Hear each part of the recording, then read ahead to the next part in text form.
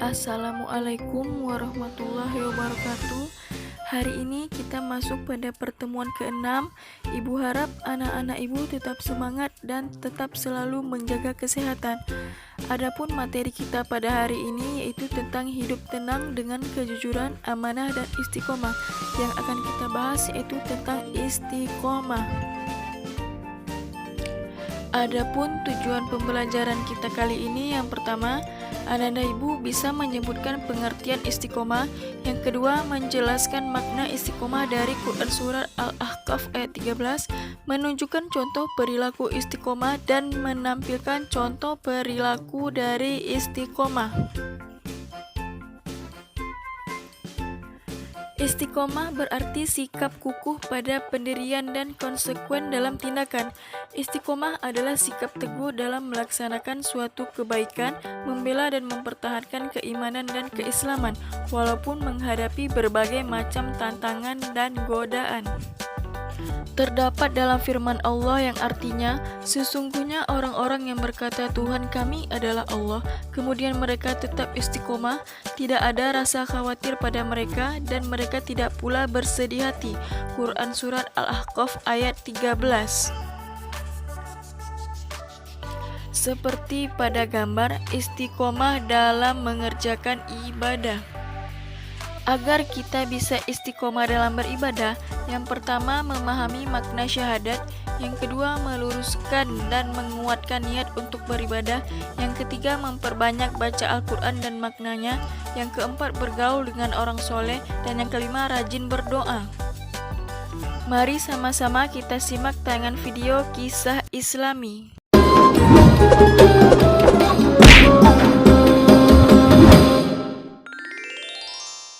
Kisah Nabi Ayub alaihi salam, kesabaran yang berbuah nikmat.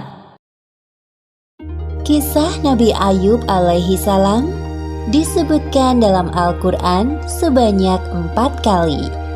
Salah satunya dalam surat Shad ayat 41 hingga 44. Dalam kisah ini kita akan menyaksikan kesabaran Nabi Ayub yang diberi cobaan oleh Allah Subhanahu wa Ta'ala berturut-turut, kehilangan harta benda, anak-anak, dan menderita penyakit di sekujur tubuh. Nabi Ayub hidup di sebuah daerah bernama Haran di sekitar Syams bersama istri dan anak-anaknya. Ayub alaihi salam adalah seorang nabi yang sangat kaya raya di negerinya. Beliau memiliki lahan pertanian yang luas dan hewan ternak yang banyak. Dengan semua harta benda yang dimilikinya, Nabi Ayub tidak lupa bersyukur kepada Allah Subhanahu wa Ta'ala. Beliau selalu mempergunakan hartanya untuk kebaikan, seperti bersedekah dan memberi pekerjaan kepada orang yang membutuhkan. 20 tahun berlalu, Allah memberi cobaan kepada Nabi Ayub. Pertama, semua tanaman dan hewan ternaknya mati, terserang hama penyakit. Tidak ada satupun yang tersisa. Meskipun begitu, Nabi Ayub tetap bersyukur kepada Allah dan lebih rajin beribadah. Berikutnya, anak-anak Nabi Ayub yang berjumlah 12 orang meninggal dunia. Nabi Ayub merasa sedih ditinggalkan anak-anaknya. Namun, beliau tetap bersyukur dan makin menambah keimanannya kepada Allah sembari menghibur istrinya. Sabarlah wahai istriku, janganlah kita berlarut-larut dalam kesedihan.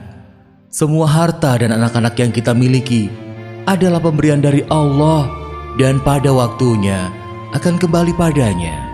Iya suamiku, terima kasih telah mengingatkanku. Pada suatu hari berikutnya, ketika bangun tidur, tiba-tiba seluruh tubuh Nabi Ayub dipenuhi luka yang tidak sedap dipandang mata. Meski begitu, beliau tetap bersyukur dan pasrah kepada Allah.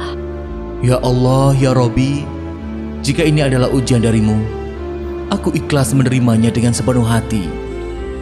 Hari demi hari berlalu, penyakit Nabi Ayub semakin parah, sehingga menyebabkan orang-orang di sekitarnya menjauhinya.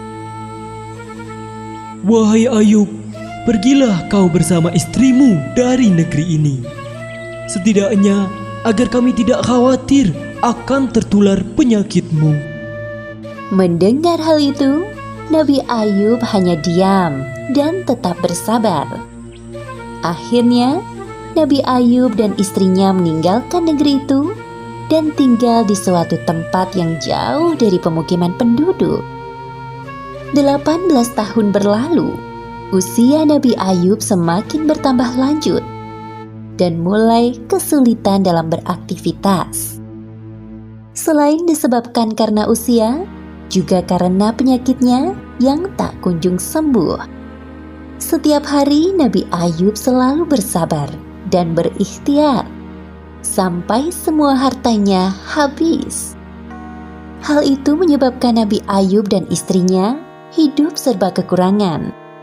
Meskipun begitu, Rahmah, sang istri, sangat setia mendampingi beliau.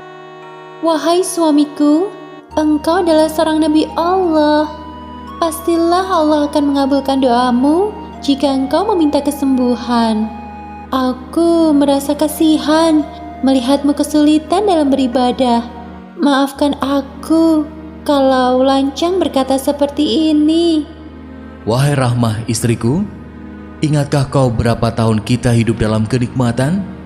Kurang lebih 20 tahun, wahai suamiku. Sebenarnya aku amat malu meminta kepada Allah. Kita ini diuji kurang dari 20 tahun sudah mengeluh seperti ini. Hari demi hari, penyakit Nabi Ayub semakin parah dan mempersulitnya untuk beribadah. Ya Allah yang Maha Penyayang, ketika Engkau memberiku ujian, aku coba bersabar menerimanya. Namun, jika ujian itu mempersulit ibadahku kepadamu, maka kiranya Engkau angkat penyakitku, ya Allah. Seketika itu, terdengar suara dari langit, seperti yang disebutkan dalam Al-Quran surat Shad ayat 42. Allah berfirman, "Hentakkanlah kakimu, inilah air yang sejuk untuk mandi dan minum." Saat mendengar suara itu, Nabi Ayub bangkit dari ranjang dan menghentakkan kakinya ke tanah. Lalu muncullah air. Kemudian ia gunakan air yang memancar itu untuk mandi dan minum. Seketika itu, hilanglah semua penyakit dari badan Nabi Ayub. Ketika itu, istri Nabi Ayub yang baru masuk ke dalam rumah kaget melihat sosok laki-laki di dalam kamar Nabi Ayub. Maaf, Anda siapa?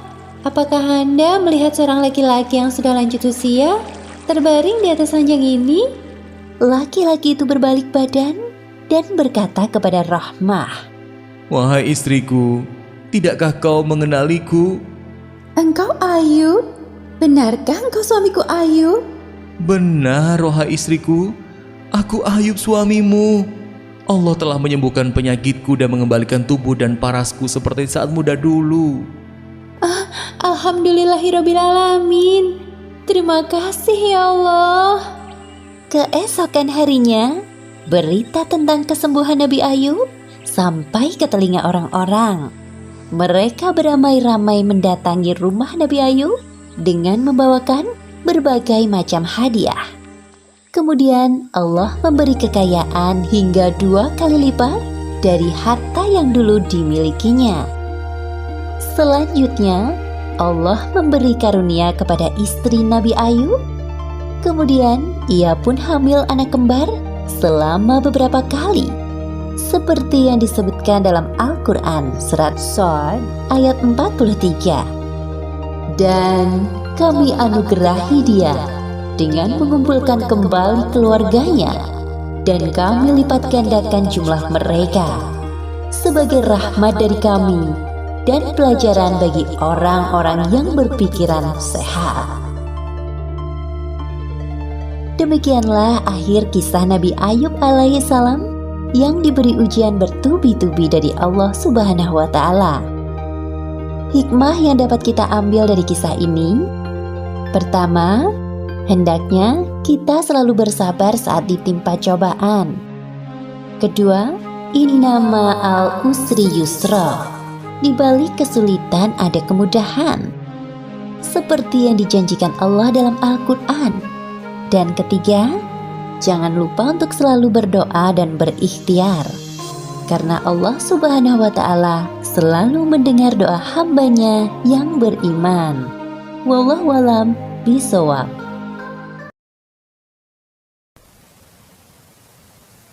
Ada sebab-sebab yang dengannya seorang bisa istiqomah. Pertama adalah hendaknya seorang memperkuat imannya dan mempertebal imannya kepada Allah Subhanahu wa Ta'ala. Karena iman yang kuat kepada Allah Subhanahu wa Ta'ala ini akan menjadikan seorang itu mampu istiqomah di atas jalan yang lurus.